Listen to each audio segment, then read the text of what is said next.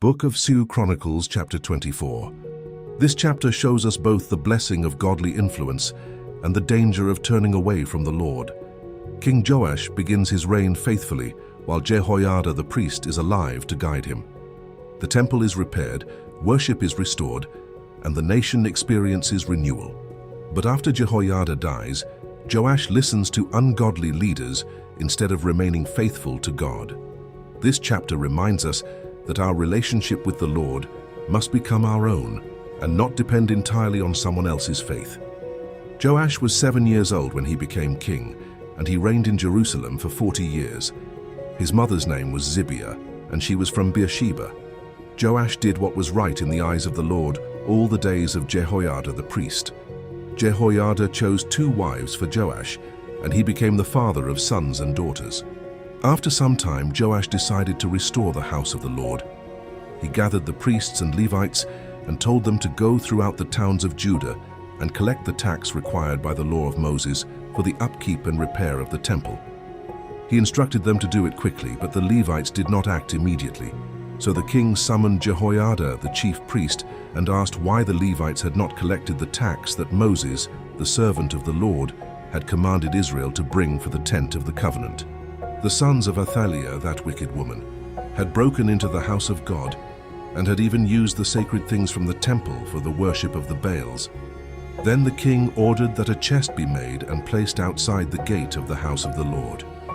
A proclamation was made throughout Judah and Jerusalem that the people should bring the tax Moses had commanded in the wilderness. All the officials and all the people rejoiced. They brought their offerings and put them into the chest until it was full. Whenever the Levites saw that the chest was full, they brought it to the king's officials. The royal secretary and the representative of the chief priest counted the money, emptied the chest and returned it to its place. This was done regularly, and they collected a large amount of money. The king and Jehoiada gave the money to those responsible for the work on the house of the Lord. The workers hired stonecutters, carpenters, and craftsmen in iron and bronze to repair the temple. The men worked faithfully, and the repairs progressed until the house of God was restored to its proper condition and strengthened. When the work was finished, the remaining money was brought to the king and Jehoiada. With it they made articles for the house of the Lord, including utensils for the ministry, for presenting offerings, and dishes and vessels of gold and silver. Burnt offerings were presented regularly at the house of the Lord throughout the lifetime of Jehoiada. Jehoiada grew old and died at the age of 130. He was buried with the kings in the city of David because of the good he had done in Israel for God and his temple. After Jehoiada died, the officials of Judah came and paid honor to King Joash. The king listened to them. They abandoned the house of the Lord, the God of their ancestors, and worshipped Asherah poles and idols.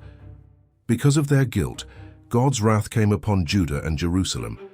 The Lord sent prophets to bring the people back to him. Although the prophets warned them, the people refused to listen. Then the Spirit of God came upon Zechariah, son of Jehoiada the priest.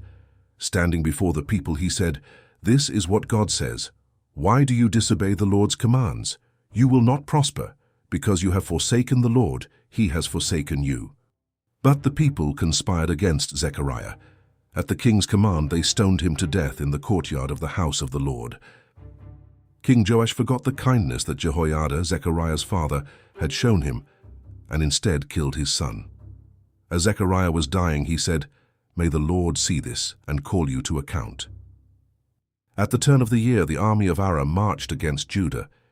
They invaded Judah and Jerusalem, destroyed many of the nation's leaders, and sent the plunder to the king of Damascus.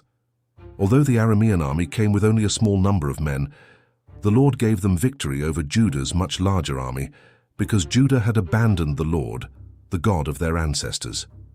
In this way, God brought judgment on Joash. After the Arameans left, Joash was left severely wounded.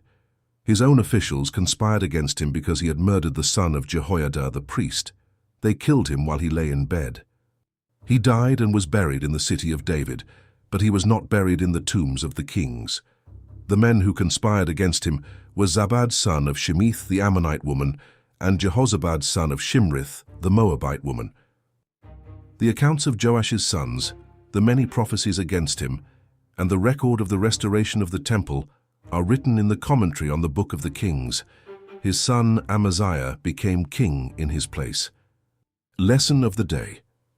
Today's chapter reminds us that borrowed faith is never enough. Joash served the Lord while Jehoiada was there to guide him, but after Jehoiada died, he chose to follow people who led him away from God.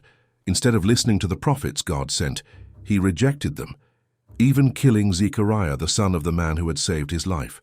God desires more than outward obedience. He wants hearts that remain faithful to him, no matter who is around us. Our walk with God must be personal, rooted in His Word, and able to stand even when godly influences are gone. If you're enjoying these Bible breakdowns and want to support what we're building, you can check out our merch at BibleBreakdownsDaily.com. It's just a small way to carry the message with you. I'll see you in the next chapter.